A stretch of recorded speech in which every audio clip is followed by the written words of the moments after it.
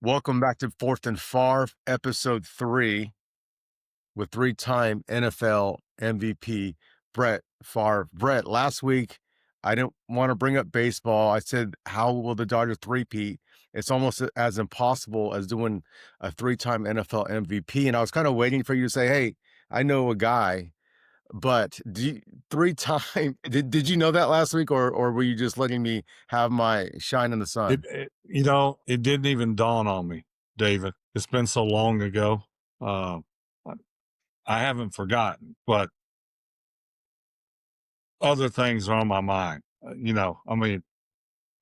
Um, that would have been a good segue.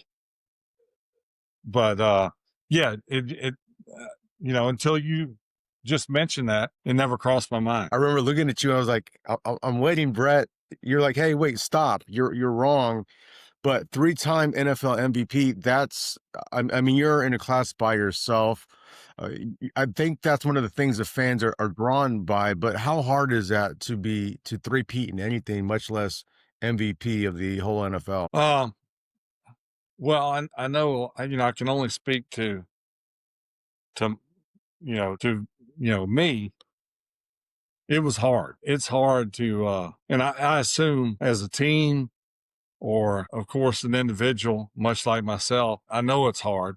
But I mean, you think about it, you have to be, I mean, you can have a bad play, you can have a bad game, but you can't have many, especially in football, because the schedule is very small compared to baseball, basketball, hockey, where you play upwards of 100 or more games.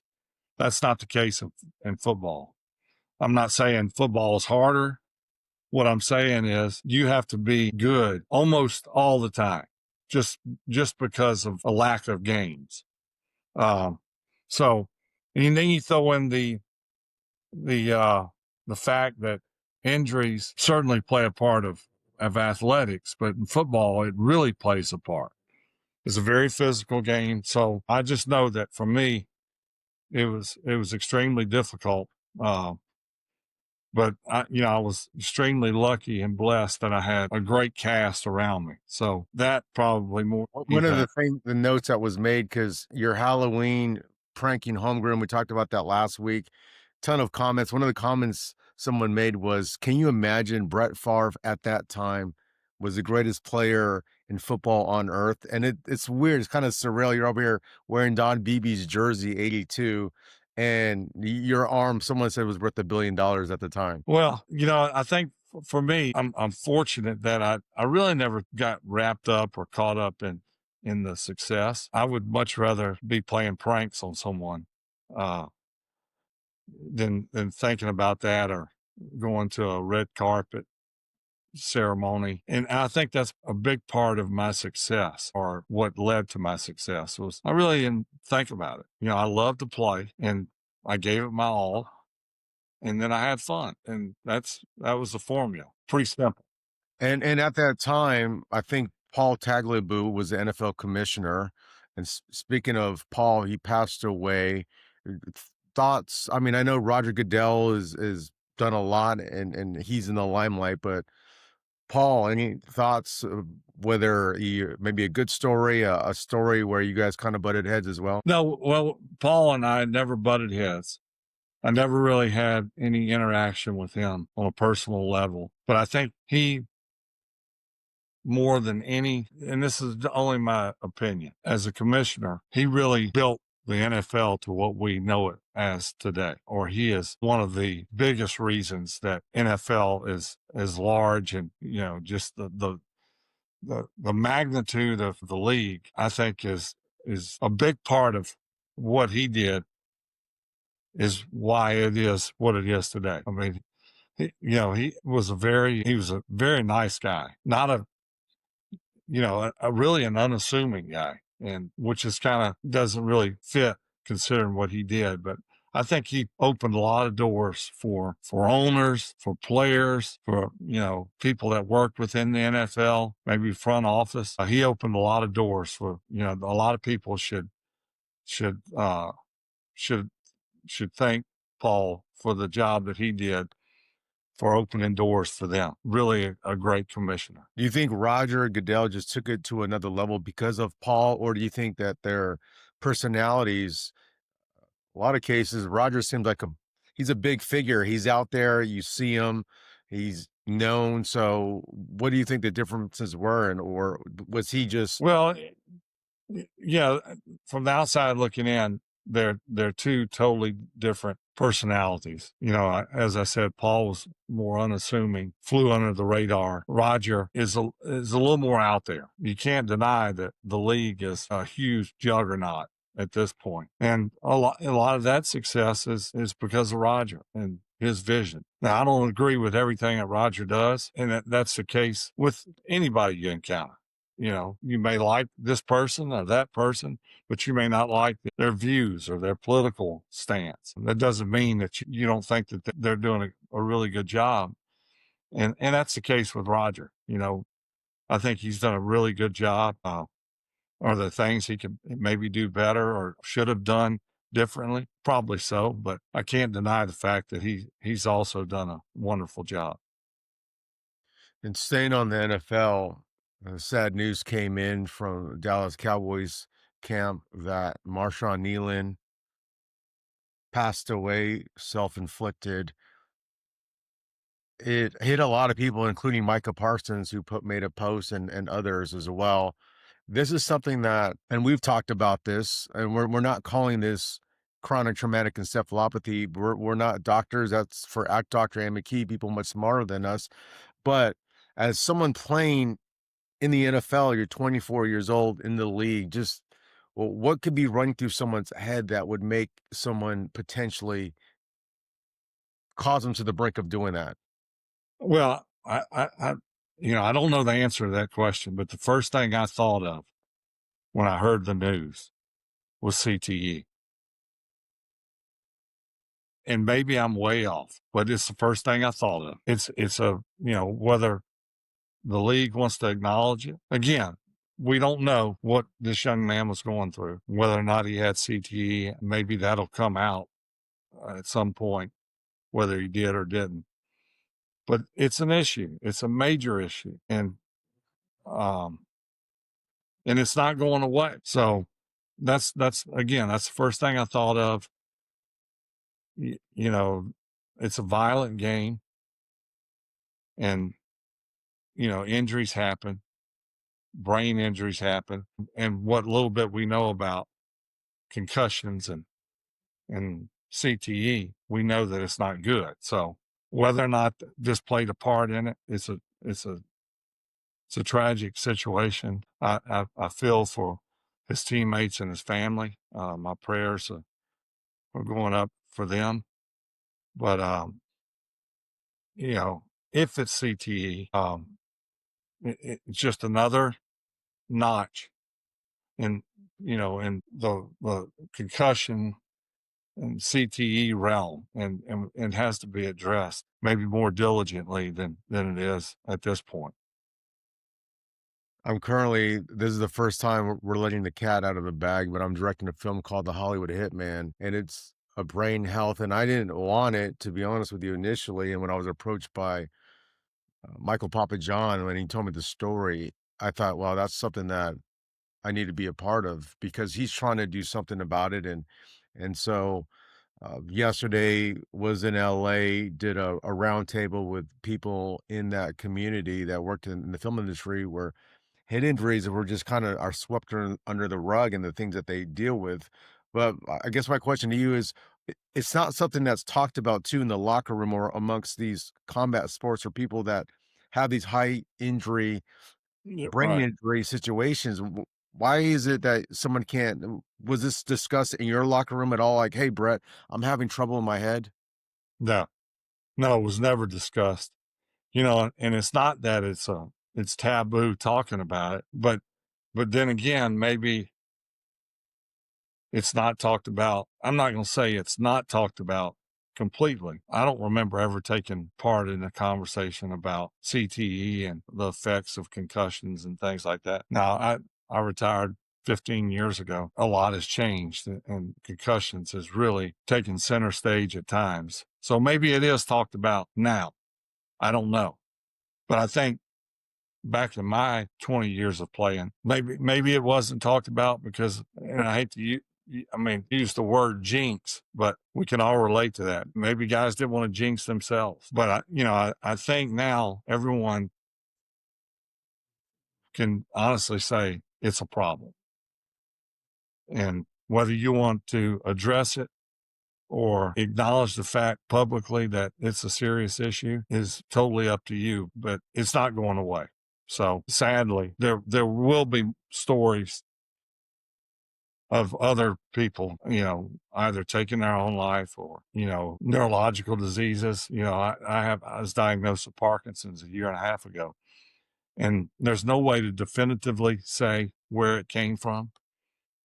But I met with 5 different specialists and I asked them all the question, where do you think I got this? And they said, is there any history in your family? I went and checked. No, there's not. They said head trauma, especially considering how long you played, would be their first choice. And then the environmental exposure would be the other. So, I think there'll be more head related whatever. Because again, it's not going away. And guys don't want to talk about it because, like I said, it's taboo. Do you get mad at yourself sometimes? And I say this because John Gruden said you were the toughest person that he's ever seen. I mean, he used bigger language than that, said Yeah. you were just fearless and had the biggest, we're not going to talk about it. But do you look back and like, "Ugh, Brett, like if you would have just not been so tough, you just would have taken yourself out." Do you Yeah. sometimes think back to that? No, I don't, because what good is, the old saying, crying over spilled milk. What's done is done. I played the game the way only I knew how to play it. It probably put me in harm's way more so than guys that played a little differently.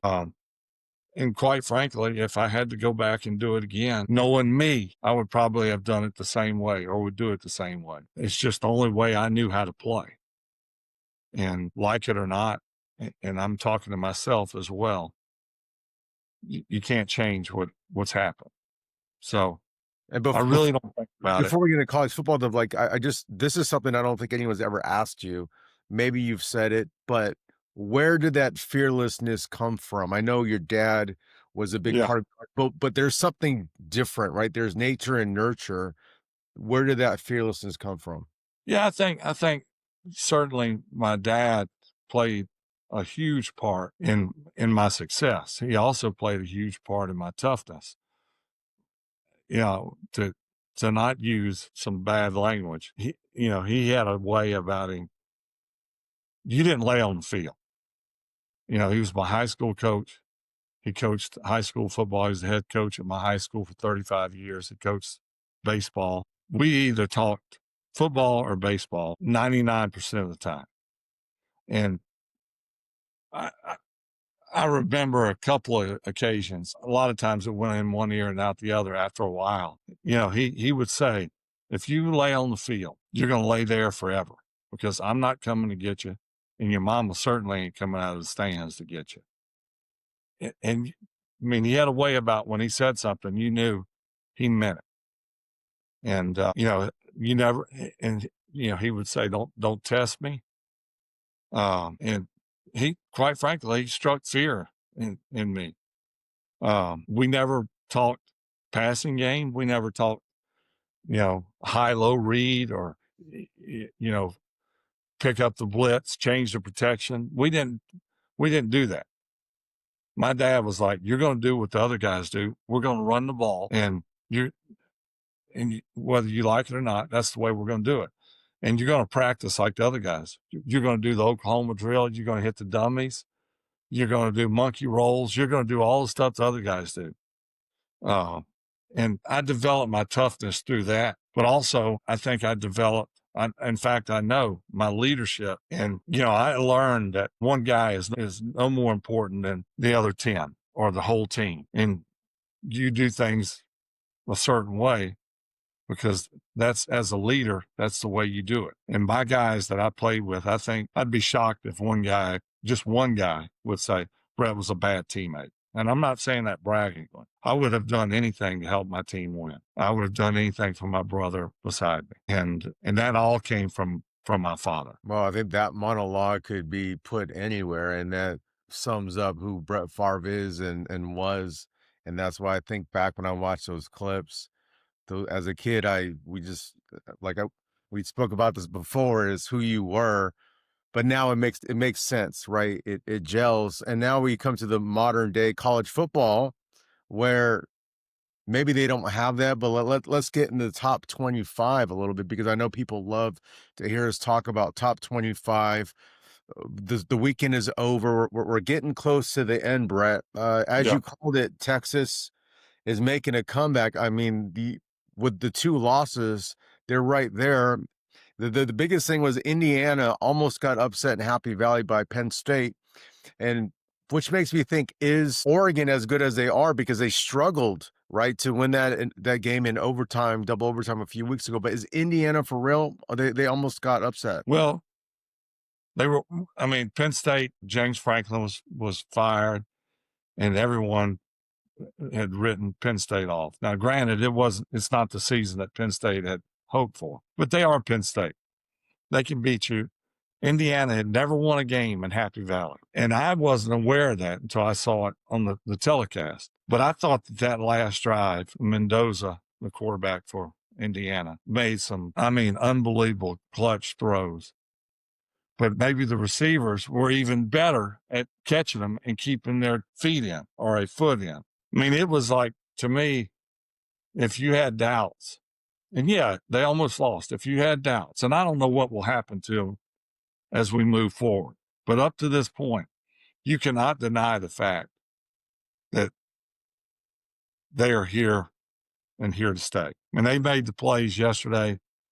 I'm sure they would much rather be up by 21 towards the end, but that wasn't the case. As I was watching, I'm like, well, let's just see how good they are, you know. And that last drive was as clutch as you'll ever get. So I think they're legit. Now, again, I don't know what they'll do from here on out, but what they've done thus far is worthy of high praise. They have Wisconsin coming up, so that's Wisconsin's 3-6.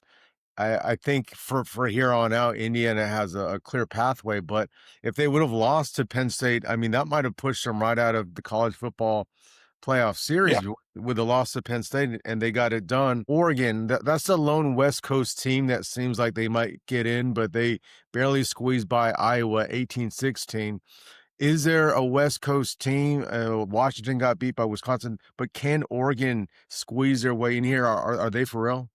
Yeah, I think Oregon's for real. You can be beaten any week by anyone. Oregon has been one of the top teams for quite a while, not just this year, but for multiple years. SC is not, they're no slouch either. And keep in mind, Oregon beat Iowa. Iowa's no slouch and never has been. And they're always competitive, and they can beat you at any given time. So I wouldn't look into that very much. I think Oregon is certainly a contender, and anything can happen in this playoff system. I suspect Oregon will get a shot in the playoff system now that they've increased the number of teams. So let's see how it plays out. A&M, I've never seen Texas A&M play this good that I can recall. They might be the front runners, and I'll give you my prediction who's going to win. I know who's going to win the national championship. I'll tell you who's going to win in a second. But Georgia and Ole Miss, the SEC teams, they're just doing what they do. Yeah, and that's what they do is good. And pretty much every team is, I wouldn't say, I'm not going to say they're not good. But like Mississippi State has struggled a little bit this year, but they could or almost won every game. Yesterday, I think, is probably the one game that they really it got away from them. But Kentucky, they've had their struggles early on. They're playing lights out. Auburn, you turn your back on these teams and say, "Oh, we'll beat them." They'll hammer you, whoever it is. But You throw in now the addition of Texas and Oklahoma, the pool just gets stronger and tougher. So, yeah, the SEC does what they do. Ole Miss, they could easily win it all. They they're playing great. They're well coached. Got some dynamite players. They got a little spunk about them. Georgia is Georgia. Maybe it's not as flashy as we're used to with them, but they get it done. You're right. A&M is rolling. Can they keep it rolling? I don't know. Ohio State is not in the SEC, but they've earned the right to be, up to this point, the leaders and have played exceptionally well. And until someone knocks them off the mountain, still the kings. So it's shaping up to be an interesting postseason. You stole my thunder, Brett. My prediction is Ohio State will once again win national championship. I don't see who beats them at this point in the game. I mean, to me, they're coached really well, they're disciplined, they're not flashy, and they just get things done. I would agree with you, David, 100%. I'm not going to go as far as to say they're going to win it all. I think they have as good a chance, if not better, than anyone else out there, just for the reasons that you just said. I see it too. They're extremely well coached. They have very good players, and they seem to play hungry every week and not let their guard down. And that's important when you're the toast of the town week in and week out. When you start believing the headlines and reading the press clippings, that's when you can get beat. And I'm not saying they do or don't. They give the impression that they're all business. And, they're going to be tough to beat. I would agree with you. They're going to be tough to beat. There are teams that can beat them. There's no question about that. Will they? That remains to be seen. And this is a nod, a salute to Ryan Day, because I thought he should have been out when they were calling for him a couple of years ago. I'm like, this guy can't get it done. He's found a way to quietly get things done because he was in the shadows of Urban Meyer and just Yeah. of greatness, and he couldn't get it done. So for coaching, I mean, a lot of times as coaching, you look at their schedule, and unless UCLA pulls a rabbit out of their hat, then they're home against Rutgers as well, and then they have Michigan. I mean, Yeah. it's extremely well coached. And to your point, go ahead. No, I just totally agree with you. I think Ryan Day has solidified himself as a premier coach, and they tried to write him off, not all that long ago. But I don't know him, but I like his style. I think he's a hell of a coach. In this coaching carousel, right, of Penn State, they're looking for a coach, Auburn, LSU. If Brett Favre, if one of the ADs said, hey, Brett, we want you to implement X, Y, and Z. Let's just say, you were the coach. What was the first thing you would do at these programs? Yeah, it's a good question, and one that I don't think I have an answer for because it's a different game. Really, I think the state of college football or college athletics is one of the major reasons, if not the only reason, why Nick Saban left. It's not necessarily about, really, it isn't about recruiting a player, signing, developing him throughout his 4 years. Maybe he gets 5 years with a red shirt. It's not about that anymore. It's about you go in and recruit a kid and he says, how much are you going to pay me, coach? And that's, different game that I'm used to.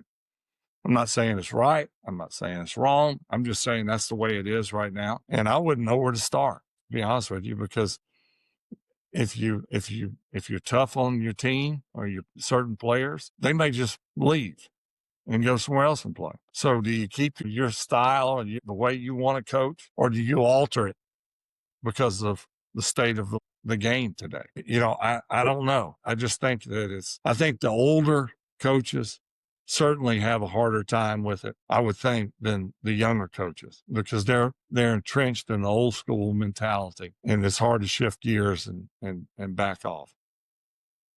Our last college football question, and I go back and forth. Was it cheating that USC swapped out their jersey? They let the Northwestern know a few days before that their third string quarterback was going to come in, wear number 80 for this game, and he comes in and throws a first down that puts USC up.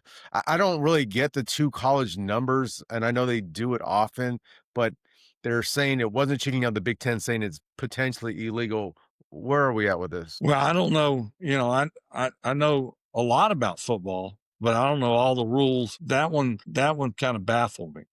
I think my first impression or impulse would be it's illegal. But the fact that they let Northwestern know that would take place makes me think it would be legal. You didn't trick them, but I don't know the rule in regards to that. The fact that they told Northwestern they were going to or potentially going to do this doesn't necessarily mean it makes it legal.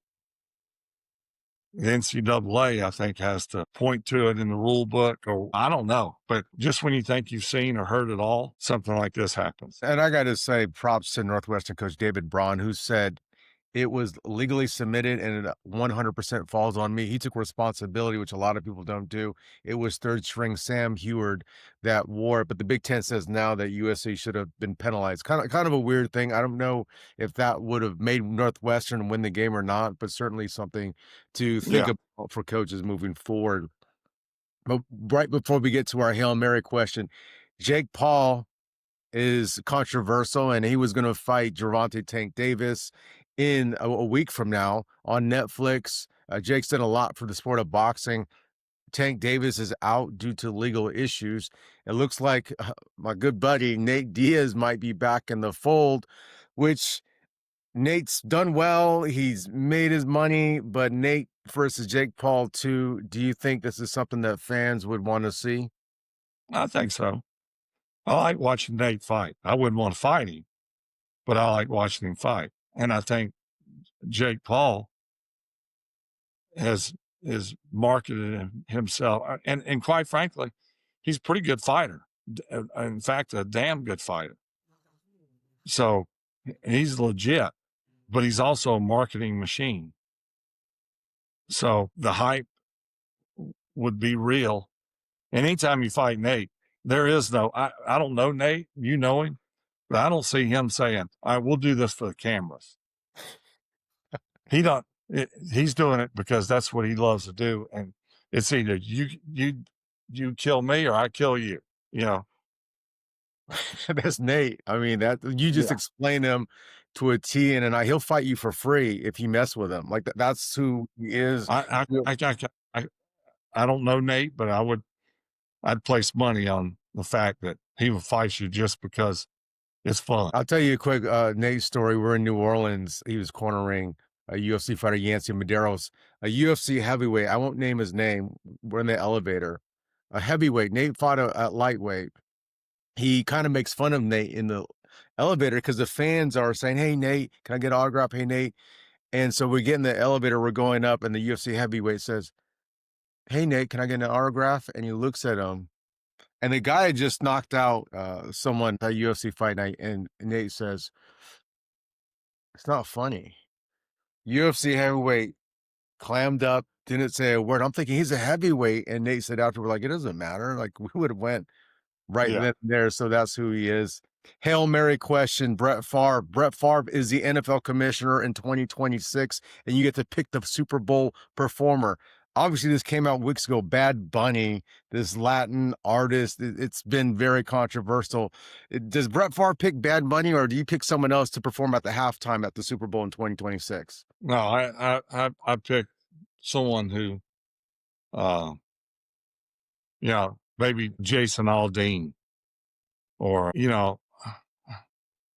someone who loves this country and that everyone can relate to. Not that, I think Jason Aldean right now is big a patriot and has a great voice. But I like George Strait. That's old school. There are a lot of choices out there. I remember when Whitney Houston sang the national anthem, and I was blown away. Because if you didn't have tears in your eyes watching and listening to that, something's wrong with you. That's that's what I think. I envisioned the national anthem and a halftime show. They're two different things, but that it really it grabs you. So And that's just two people off the top of my head, because I didn't know that you were going to ask me this question. But I Yeah, think Hail of Mary all, question. yeah. But and I threw George Strait out. He may be like, I ain't doing that, even if they ask. I don't know, but you, get- the guy has. I don't know how many number ones he's had, but good lord, uh, it's enormous. But and I don't think he's ever done it. But that would be a pretty cool act to watch. Not that anyone cares about who I would choose, but I'm picking Michael Jackson to perform in 2026. I think we sign him up or Elvis Presley. I think we go with one of those two for 2026 Super Bowl. I like them both. Love it. Brett, we'll see you next time. All right, David.